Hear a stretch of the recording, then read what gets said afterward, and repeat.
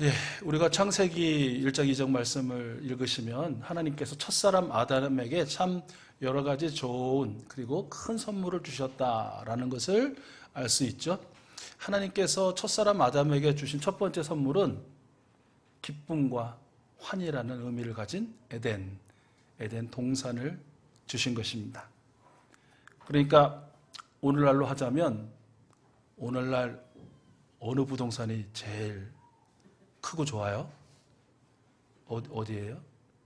뭐 부동산에 전혀 관심들이 없으시고 세상 재물에 대해서 뭐 그렇게 깊이 생각해도 없으셔서 잘 모르시겠지만 아무튼 그냥 뉴스에 나오고 사람들이 말하는 바로 거기 노른자 윗 땅이라고 하는 그것과도 비교할 수 없을 만큼의 엄청나고 크고 좋은 부동산을 선물로 주신 것이죠.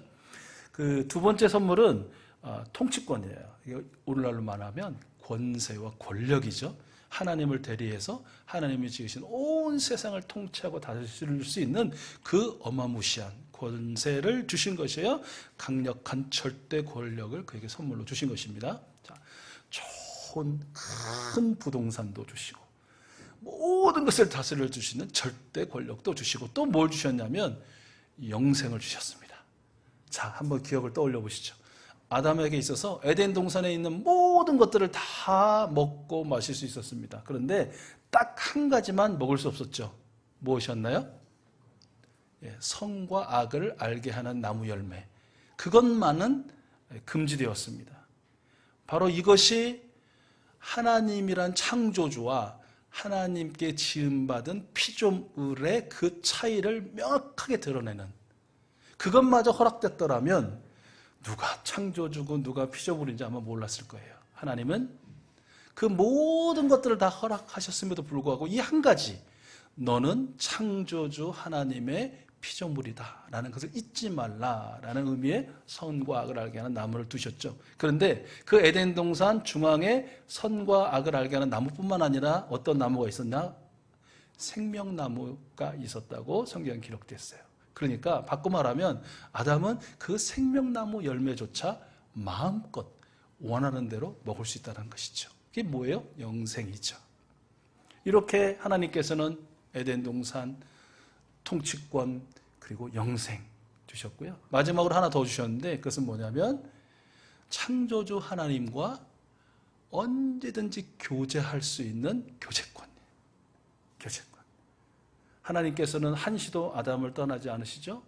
홀로 두지 않으시죠? 항상 아담이 찾을 때도 찾아가시고 아담이 찾지 않는 순간에도 하나님께서 찾아가셔서 늘 그와 대화하고 교제하고 사귀시고 사랑을 나누시는 그 놀라운 선물을 허락해 주신 것입니다. 여러분, 문제를 드리겠습니다. 문제는 첫 번째 사람인 아담이 하나님께로부터 받은 선물 중 가장 좋은 선물은 무엇일까요? 1번 부동산, 2번 절대 권력, 3번 영생, 4번 하나님과의 교제권. 자, 여러분 하나 둘 셋 하면 여러분이 정답이라고 원하는 거 말고요.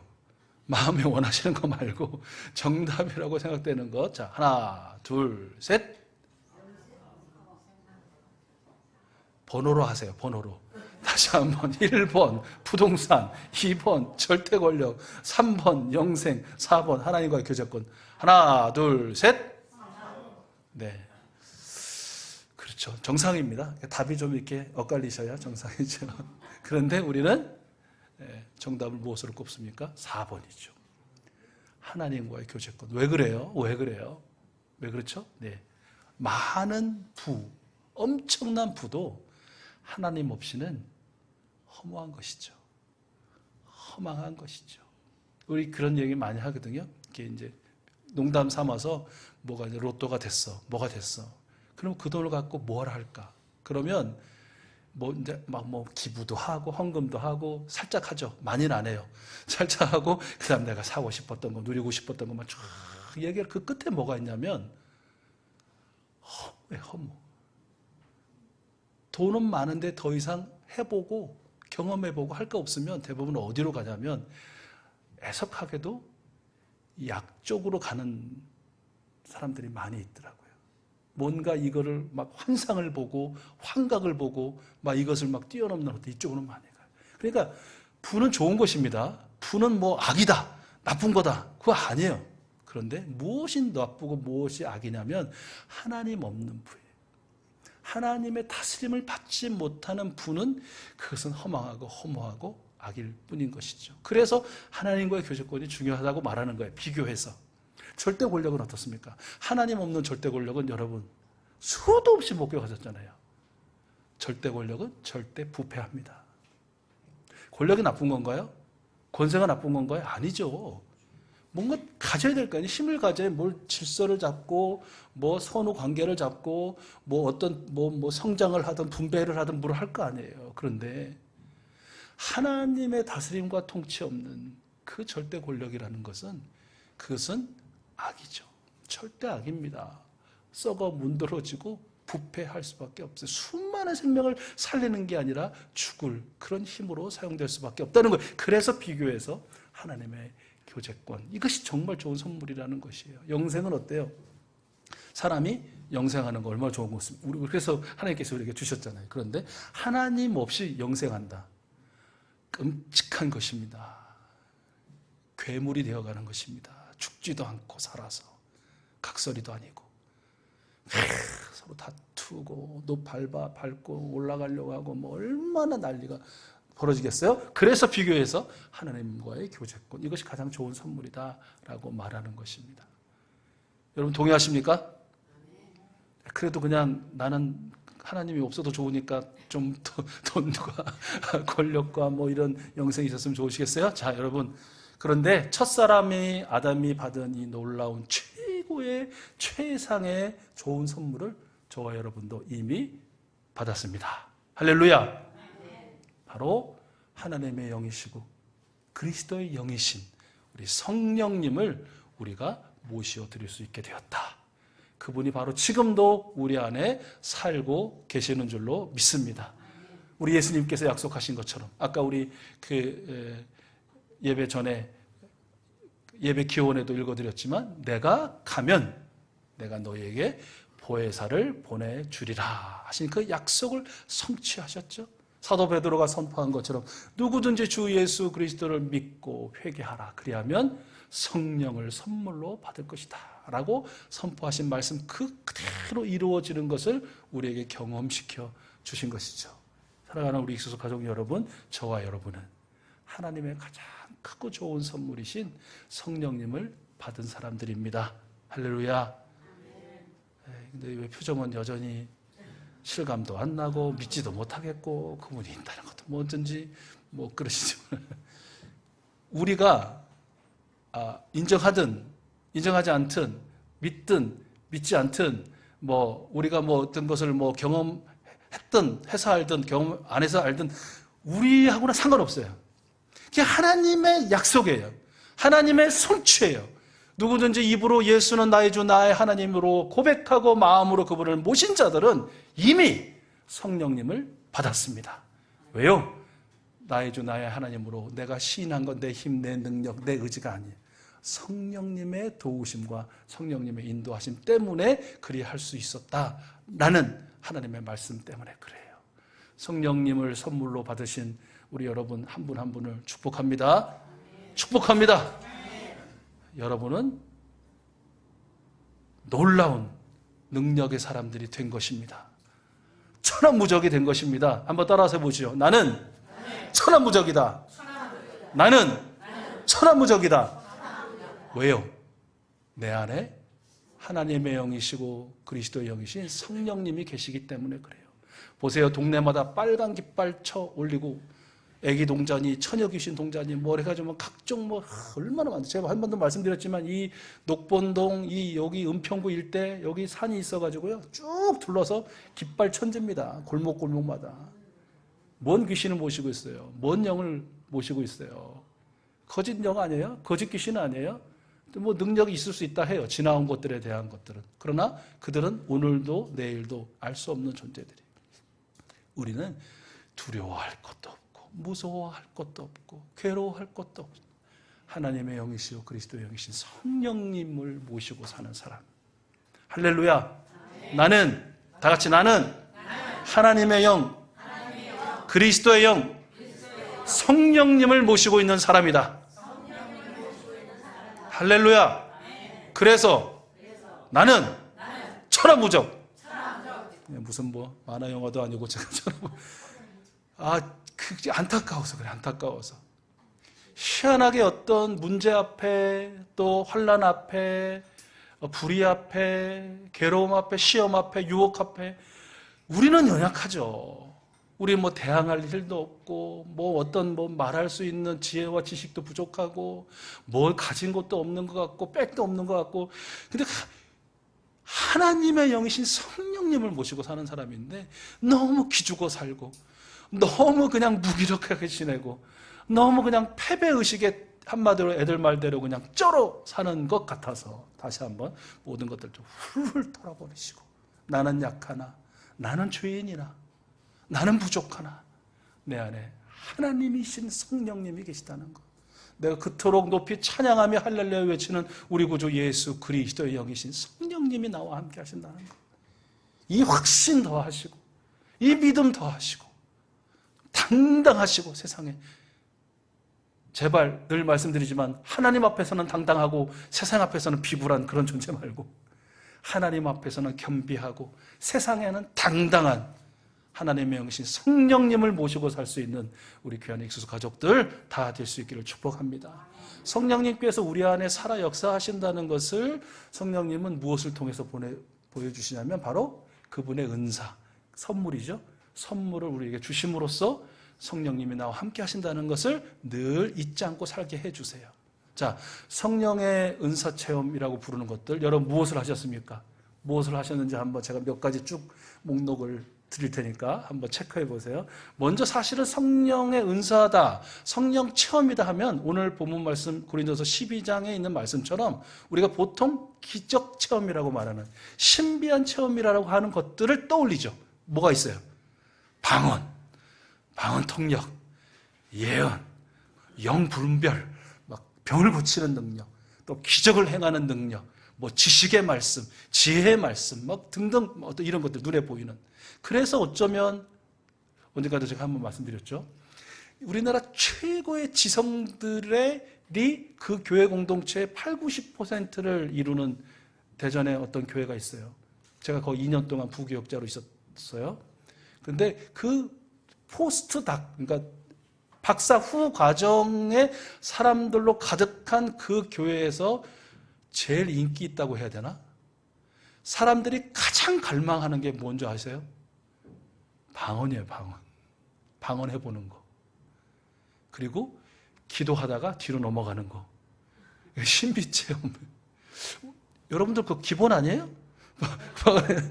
우리는 박사도 아니고 뭐 석사도 아니지만 그 기본. 근데 그분들은 그런 걸 원해요. 뭔가 좀 말. 그러니까 우리는 어떤 지성과 이성과 과학의 범위를 훌쩍 넘은 어떤 신비한 체험들을 사모하는 경향이 있죠. 그것 또는 그것만을 성령 체험이다라고 말할 수 있어요. 근데 그것이 성령 체험이 아니냐? 아니에요. 성령 체험 맞아요. 성령님이 주신 선물을 경험하는 것 맞아요. 여러분 경험이 있으실 테고, 또 바라는 분이 계시다면 선물이니까, 선물은 누가 주세요? 하나님이. 누구에게? 달라는 사람에게. 원하시면 간절히 간구하면 여러분도 그런 성령 체험의 은혜 있을 줄로 믿습니다. 그런데 그것만이 아니라 성령의 선물이라는 것은 이런 것도 있더라. 우리 화면 보시고 고린도전서 2장 12절 우리 같이 읽어볼게요. 시작. 우리는 세상의 영을 받은 것이 아니라 하나님에게서 오신 영을 받았습니다. 그것은 하나님께서 우리에게 은혜로 주신 선물들을 우리로 하여금 깨달아 알게 하시려는 것입니다. 할렐루야. 성령님의 은사 체험이라는 것은 전에는 도저히 내가 깨달아 알 수 없었던 예수 그리스도의 십자가의 복음과 고난의 신비, 영광의 부활, 이런 것들, 이 영적 진리라고 부르는 것들이 그렇구나. 순간적으로 정말 번개가 닥치는 그 찰나의 순간에 깨달아지고 알아지고 확신이 되고 또한 나아가 선포하게 되는 것 또한 성령 체험이에요. 성령님이 주신 은사다라는 것이죠. 로마서 5장 5절을 한번 읽어볼까요? 우리 같이 읽어보겠습니다. 시작. 하나님께서 우리에게 주신 성령을 통하여 그의 사랑을 우리 마음속에 부어주셨기 때문입니다. 아멘. 성령 체험 중에 하나는 그 사람 안에 사랑이 그냥 더 이상 채워지지 않을 정도로 아기까지 꽉 채워지는 것이에요. 사랑으로 꽉 채워지니까 어떻게 돼요? 예전에는 그 항아리가 비었을 때 이것이 들어오면 이 기분, 저것이 들어오면 저 기분, 그것이 들어오면 그 기분이었다가 이제는 주님의 사랑으로 가득 채워지니까 어떻게 해요? 항상 기뻐하게 되는 거예요. 병은 여전히 있어요. 시험은 여전히 있어요. 걱정, 근심은 여전히 있어요. 그러나 그 심령이 성령님의 은혜로 말미암아 그리스도의 사랑으로 가득 차 있으니 항상 기뻐할 수 있게 되는 것이에요. 이유가 없어요. 설명이 필요 없어요. 성령님의 은혜로 기쁜 것. 이것이 바로 성령님의 놀라운 은사요, 선물이요, 성령 체험 중에 하나라는 것이죠. 사도행전 4장 31절 말씀 우리 같이 한번 읽어보겠습니다. 시작. 그들이 기도를 마치니 그들이 모여있는 곳이 흔들리고 그들은 모두 성령으로 충만해서 하나님의 말씀을 담대히 말하게 되었다. 아멘. 성령님께서 강한 확신을 주셔서 입이 둔하고 말이 온전하지 않음에도 불구하고 예수는 그리스도이십니다. 예수를 믿음으로 영생을 얻습니다. 우리가 심판과 지옥에 이르지 않고 천국에 이릅니다. 누가 들어도 그냥 짧은 한마디, 누구를 시켜도 다 할 수 있는 말인 것 같은데 이상하게도 어리석고 둔해 보이는 말솜씨도 없는 저희가 하는 이 말이 강력한 힘으로 그의 심령 가운데 임하는 거죠. 이 바로 성령 체험, 성령님이 주시는 은사, 선물이라는 것이죠. 말할 줄 모르는 사람이 하나님의 사랑과 하나님의 공의와 하나님의 정의를 선포하고 작은 삶의 걸음걸음마다 그 뜻과 그 의와 그 명령에 따라 살아가게 되는 것. 이것 또한 성령 체험인 것이죠. 급격한 도덕적, 윤리적 변화 또한 성령님의 선물이라고 할 수 있어요.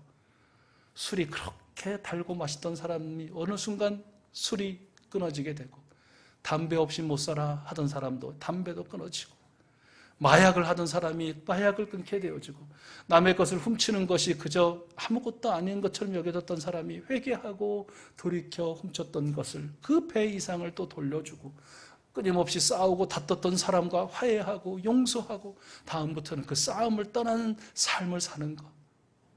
여러 가지 우상 숭배에 넋이 빠져 살았던 사람이 이제는 하나님만을 섬기고 하나님께만 영광 돌리는 삶을 사게 되는 것. 이 모든 것들 또한 다 성령님의 선물, 성령 체험이라고 할 수 있죠. 로마서 12장 11절인데요. 우리 같이 한번 읽어보겠습니다. 로마서 12장 11절 시작. 열심을 내어서 부지런히 일하며 성령으로 뜨거워진 마음을 가지고 주님을 섬기십시오. 아멘. 인간이란 존재 자체는요, 모든 것을 무엇을 하든 쉽게 실증내고 짜증내고 그만두는 것이 일반적인 존재입니다. 먹는 거 아무리 맛있는 진수성찬이라도 여러분 똑같이 한 일주일만 드셔보세요. 맛있다는 소리 안 합니다. 그런 거예요. 다이어트요? 다이어트의 명언이 있죠? 다이어트는 언제부터? 내일부터. 안 돼요. 오사이기. 우리 매일 5가지 감사, 우리 2가지 기도 올려서 우리 예수님이 허락하시는 기쁨을 누립시다. 이건 안 된다고 말하기가 제가 조금 거시기한데 아무튼 그래요. 그런데 성령님이 그 마음을 계속 뜨겁게 고양시키는 거예요.